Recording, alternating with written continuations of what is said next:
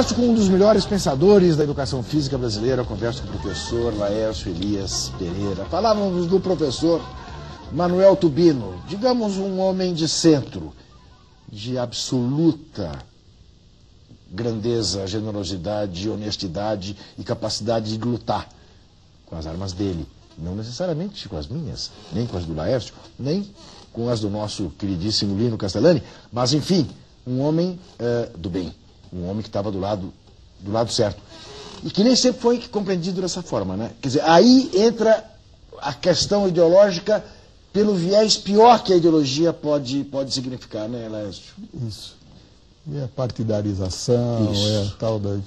Tem sempre procurando a visão de mundo, não tem somar. Eu acho que na época da ditadura, a gente falava que era comunista, mesmo que não usasse barba, não era a história, a gente tinha um... Agora, na Nova República, quando abriu, a gente viu que o pessoal não era unido para fazer esse trabalho, né? E realmente o Tubino ficou sozinho nisso. Ele ficou sozinho, a universidade só assistiu e por fora. E repito de novo, como as suas lutas também, que a gente falava, vamos com o Juca, não, mas não é muito, não é da academia, né? Claro. Apesar de que a gente... superficial, né? Mas apesar que a gente fez uma coisa boa, né? Que a gente devia falar que é o curso de jornalismo, né? No Labjó, que foi uma coisa interessantíssima. Nunca o esporte vai ter tantos professores como você conseguiu juntar naquele curso. Alberto Dines, Zé Marques de Mello, o Geraldo Giovanni, que era o diretor da economia, né? Isso. E aí entra o problema da academia, do atraso da educação. É um assunto que eu gosto, que é o atraso da educação à distância no Brasil, né? Se fosse aquilo 10 anos depois, a gente teria conseguido engatar a educação à distância e os professores seriam, as referências seriam você, Alberto Dines e tal. Por falar nisso, referência mesmo, nessa área que você me traz aqui. Hora da Ginástica, de Sérgio Carvalho, resgate da obra do professor Oswaldo Diniz Magalhães. Explica pra gente, primeiro, quem é o Sérgio Carvalho, que está resgatando a obra deste professor Oswaldo Diniz Magalhães. Quem é o professor Magalhães? Assim, primeiro o Sérgio Carvalho, ele fez doutorado na ECA, né? Ele é radialista de Santa Maria, e encontrou o professor Oswaldo durante as pesquisas e fez esse livro porque ficou entusiasmado com isso.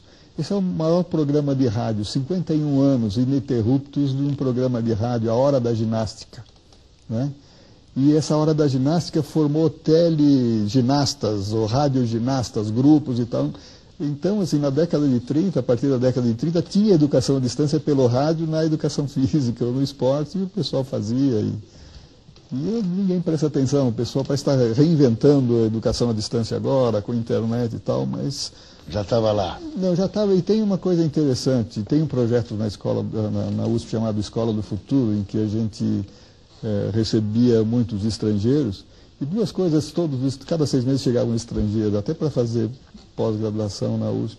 Eles diziam duas coisas interessantes aí para mim, que se a escola continuasse no século XXI, a educação física era a disciplina que já estava, né? E que o Brasil precisava prestar atenção na educação à distância pioneira que foi aqui, né? Por acaso no Maranhão, na década de 70, teve educativa lá. Porque a gente tinha um problema da professora primária que estava em Barra do Corda, depois tinha floresta naquela época, né?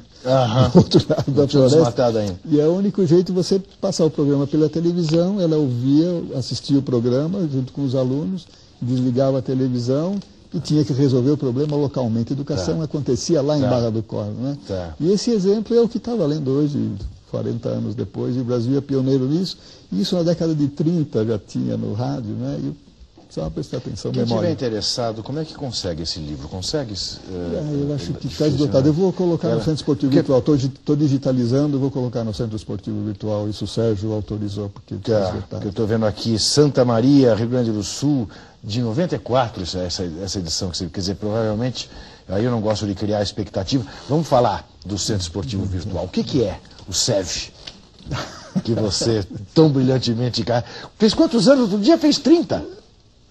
Não, 12. 12, não. Estou confundindo. Isso, 12. O que fez porque 30? ele é uma série de iniciativas. Eu sou um admirador da sua área, do jornalismo, sou admirador de bibliotecas e sempre tentei me envolver em revistas. E na época de um doutorado eu ia fazer um CD, era a época do CD, ia fazer um CD aquela ideia do Maranhão, né? O professor de Barra do Corda, ele não tem biblioteca, tem que chegar alguma coisa para ele, né? Então, a ideia era fazer um repertório.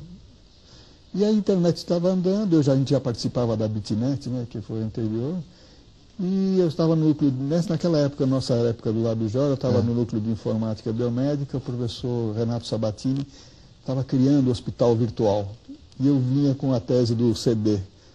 E aí nós conversamos, por que não centro esportivo virtual? E aí a gente começou a compartilhar, inclusive, algumas coisas de medicina esportiva, fisiologia, junto com o hospital virtual. Daí, com o nosso grupo, do nosso curso lá de jornalismo esportivo, a gente fez uma lista de discussão, que era uma das bases da tese. A gente faz, os nossos 18 alunos obrigatórios, a gente precisou 18 alunos. Juntamos mais gente e a gente dizia em 96, temos 30 pessoas de 3 países e tinha gente do Uruguai e tal.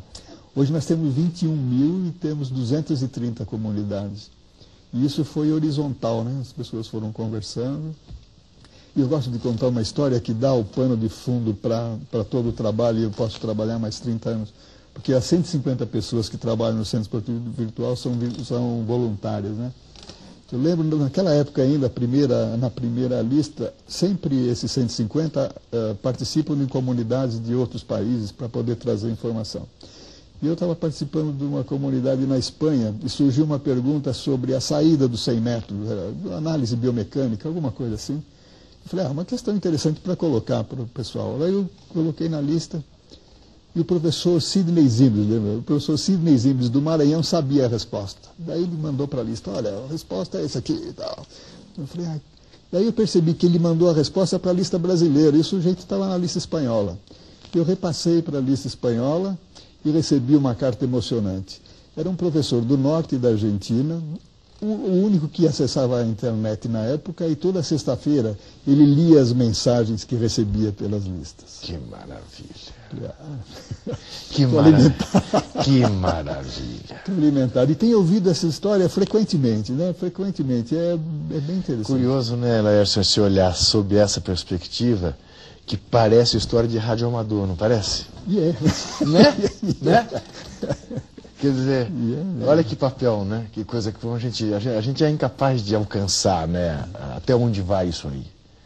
E o volume também, né? Você participou da lista da Comunidade de Legislação Esportiva, da SEG-Leis, né? Dos últimos 12 anos, nada passou em nenhum lugar que não fosse analisada pelos 1.300 participantes da SEG-Leis.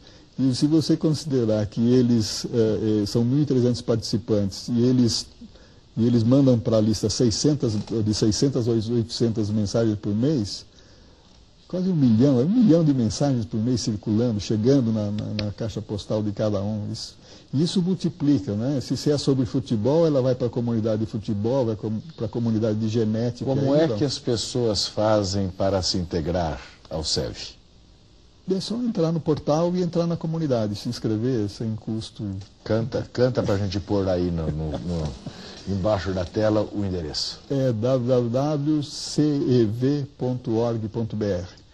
Não tem erro. Fabinho, você entendeu? www.cev, que é de Centro Esportivo Virtual.org.br.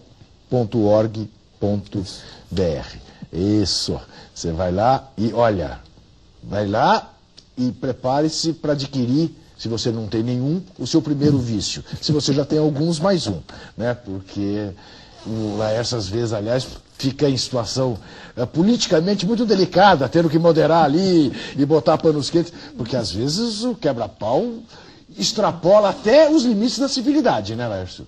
É o tal do incêndio, né? Acontece sempre incêndio. Agora, a gente confia que, apesar de a gente falar mais de 1 milhão de mensagens por mês, os estudos mostram que tem 3 vezes mais que isso a partir da lista. Claro. A partir da lista. Claro. Eu vou dar mais um, dá tempo de dar mais um exemplo. Vai dar no próximo bloco. Até já.